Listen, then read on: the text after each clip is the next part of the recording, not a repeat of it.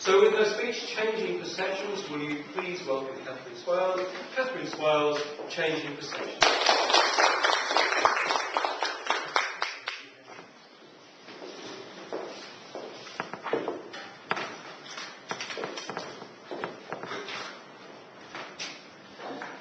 Were I to ask any one of you to think of a scene from a film that you found riveting, really had a very strong impression upon you, I wonder where your thoughts would go.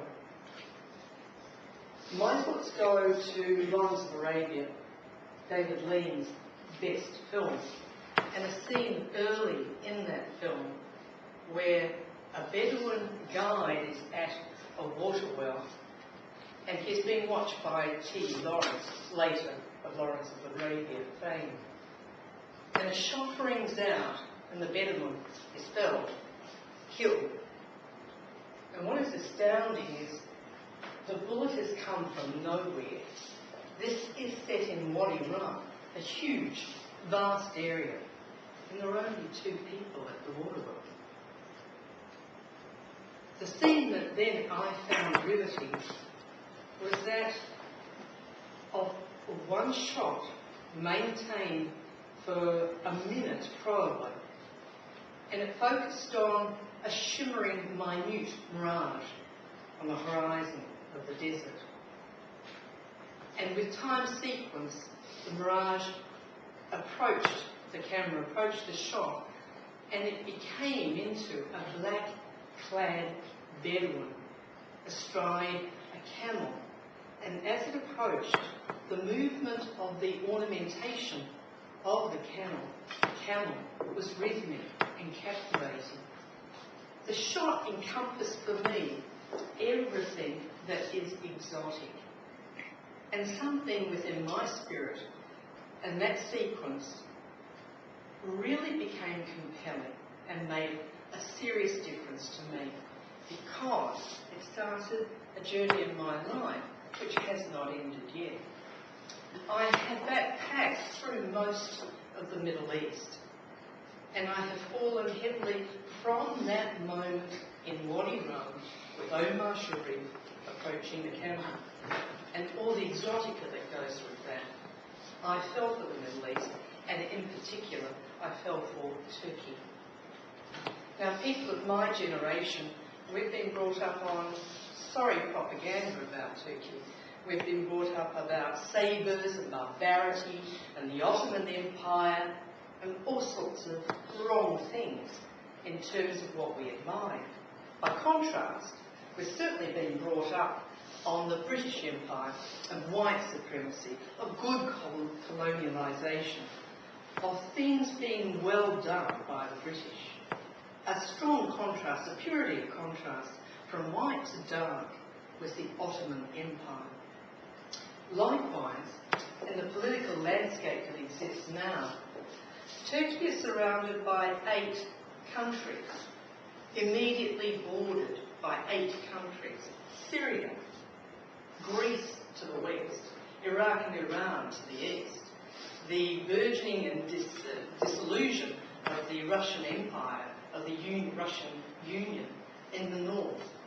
It is central to conflict, and throughout its history has been a victim to conflict, its recent history. So, by propaganda and by contemporary politics, dear Turkey has had bad press. I speak now from experience and therefore perhaps a prejudice, but I have backpacked through Turkey 8 to 10 times from north, south, east and west, and I have a very different opinion of it. And I wish to share that with you as potential good travellers Australians are. Now, there are people, baby boomers here, who feel they ought to see more and they know time's limited. I'm talking to you. There are people who are young parents here. I'm talking to you too, because anyone can travel in Turkey on a low dollar, and families are respected and lauded. I'm talking to the youth also, the people who want experience in life and want to get rid of those conventions that they've been brought up in adolescence, who want to just travel and enjoy themselves. Turkey is a place for you to consider to go for your next overseas experience. But allow me to demythologise this barbarity, this dark image of Turkey. Allow me to tell you two truths, two happenings, and allow me to cite a contemporary example and a past example. Because when we speak about Turkey, the one day of the year in which it might be referred to well is Anzac Day. Allow me to cite an example that is occurring now in Turkey. There are demonstrations about urban development, and you would have seen about the sit-ins in gardens and public gardens, I mean. And there is a man who was recently reported, and he's now called by the media Standing Man. Erdem Gündüz. He's a very ordinary man, and rather than have a sit-in and go to tents or to throw rocks, Erdem Gündüz stood in Taksim Square for 8 hours as a solitary, peaceful protest. He reminds me of the entombed warriors in Siam, those warriors who were unearthed and stood as silent sentinels. So, as Erdem Gündüz, the people in Turkey have heard about this. And the other day in Istanbul, for 5 minutes on the streets, people stood in silent protest for 5 minutes. Erdem said, "I am not important. The idea is important, to be able to demonstrate against the government." I hope people will read about this and say, what happened there? What happened there? By contrast, allow me to go back to the time of Gallipoli. In the words of Mustafa Kemal Atatürk. Atatürk is the word father of the Turks, and Mustafa Kemal was a military leader at the time of Gallipoli, and he led his Turkish forces to victory against the invading forces. And there's a memorial at Anzac Cove, and it is called Anzac Cove. I mean, they've named a cove after an invading enemy. There's a memorial there, and it captures the words of Atatürk. And allow me to read them for accuracy. And listen to the words of a military leader who later became the leader of the country. And he's speaking about the Anzacs.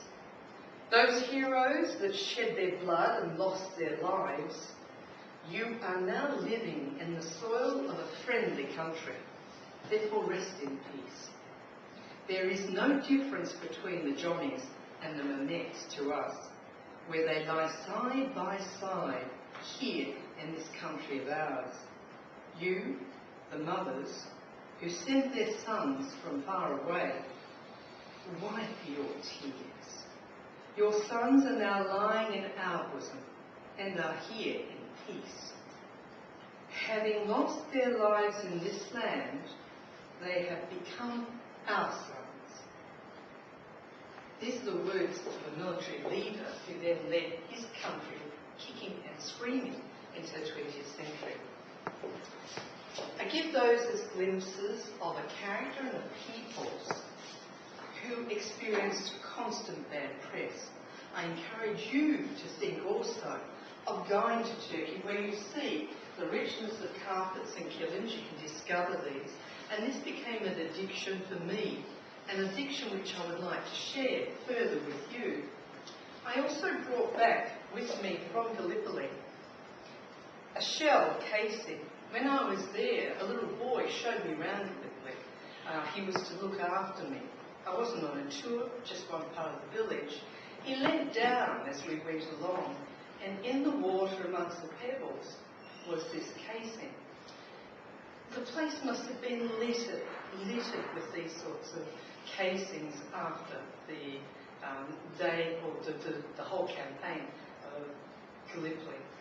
To go to Turkey, you will reliably walk in ruins and close to a history that lives now. If you want the excitement of experience, plus an affordable and cultural rich experience, Turkey, I commend to you, is your next destination.